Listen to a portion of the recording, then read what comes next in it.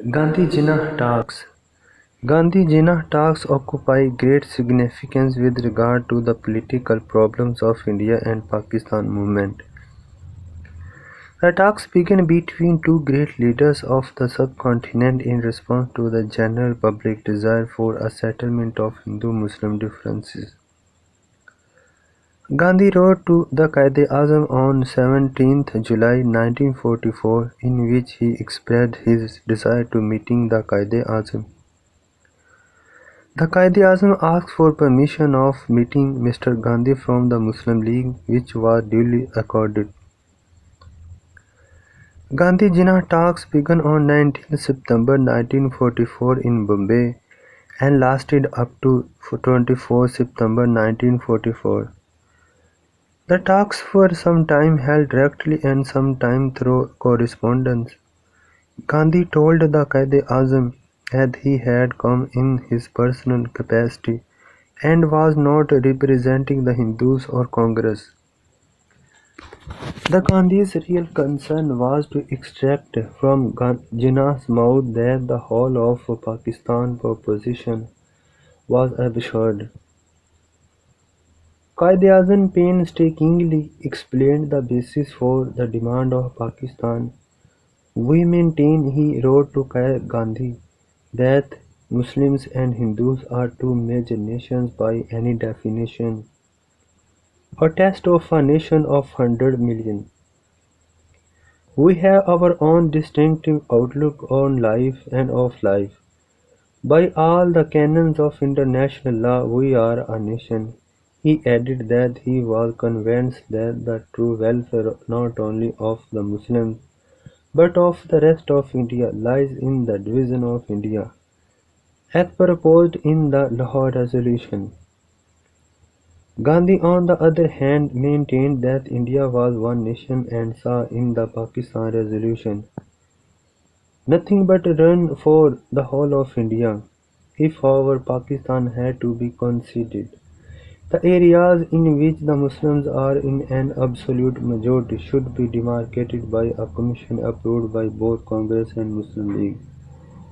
The wishes of the people of these areas will be obtained through referendum. These areas shall form a separate dominion. There shall be a treaty of separation which should also provide for the efficient and satisfactory administration of foreign affairs, defense, internal communication, customs and like, which must necessarily continue to be the matters of common interest between the contracting countries. This meant in effect that power over whole of India should first to be transferred to Congress. We thereafter would allow Muslim majority areas that voted for separation to be constituted, not as independent sovereign state but as part of an Indian federation. Gandhi contended that his offer gave the substance of the Lahore Resolution. The Quaid-e-Azam did not agree to the proposal and so the talks ended without any result. Wavell Plan. Lord Wavell came to India as Viceroy in March 1943. He was a reputed military commander and had successfully commanded the British armies in the Second World War. Before coming to India, he was the C-in-C of the British forces, which were fighting against the German forces in North Africa. Being a military commander, Lord Wavell possessed great administrative experience. When he took over as Viceroy, the tide of the Second World War was turning in favor of the Allies. Lord Wavell declared that the British government wanted to see India as an independent unit. Lord Wavell offered a scheme for the settlement of future political problems of India, which is known as Wavell Plan. In his scheme, he offered to set up a new executive council in which the Muslims were to get seats equal to the share of caste Hindus. The council was to have 14 seats of ministers, in which 5 seats came in Muslims' share after giving representation to caste Hindus. low-caste Hindus, Sikhs and Parsis. The scheme envisaged that the new cabinet will run the administration of the country for interim period and also will seek public mandate to draft the future constitution of the country. Simla Conference. When the war ended, Lord Wavell convened a conference of Indian political leaders at Simla on 24th June 1945 to discuss his plan. The conference began in Simla on 24th June 1945 and lasted till July 1945.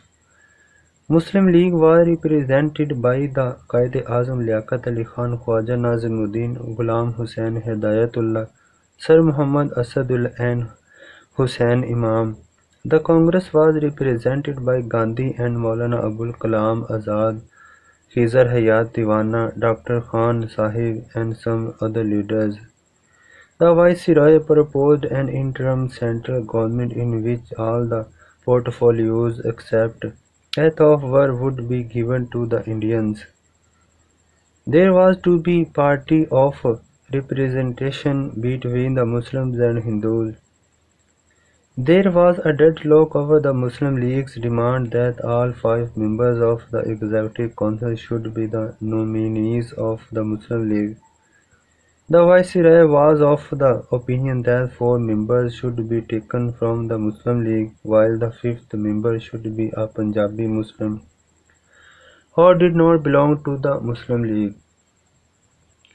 The Viceroy's insistence on the having a non-leaguer in the Executive Council was in accordance with the advice given by the British and Hindu officials to support Khizar Hayat Diwana in his stand against the Muslim League. Khizar Hayat Diwana, Chief Minister of Punjab, had demanded that one seat of the Executive Council out of Muslim quota should be given to his Unionist party, which was happily accepted by the Viceroy. The Congress also supported Khizar Hayat in his stand against Muslim League.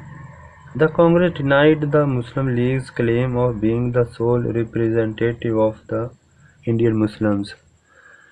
The Quaid-e-Azam took a strong stand on these two issues and the conference failed to achieve anything. At the end of the conference, the Quaid-e-Azam demanded that general elections should be held in the country to prove that who is the sole representative of which community. The Viceroy on 21st August 1945 announced the general election to determine the representative character of both Muslim League and Congress shall be held in the winter of 1945. Elections. The Second World War finally came to an end in August 1945. Labour Party returned to power with clear majority in the general elections in England in July 1945. The Congress leaders who had cultivated close relations with the leaders of Labour Party felt elated at this unexpected turn of events. The Congress leaders expected support from the Labour Party because the Labour Party had favoured the united pattern of India as a single administrative and political entity. It was the main cause of dispute between the Congress and the Muslim League. The general elections to the provincial and central legislatures were held in India in 1945 to 1946. Both Congress and Muslim League contested these elections with utmost efforts because on these elections depended the future of India.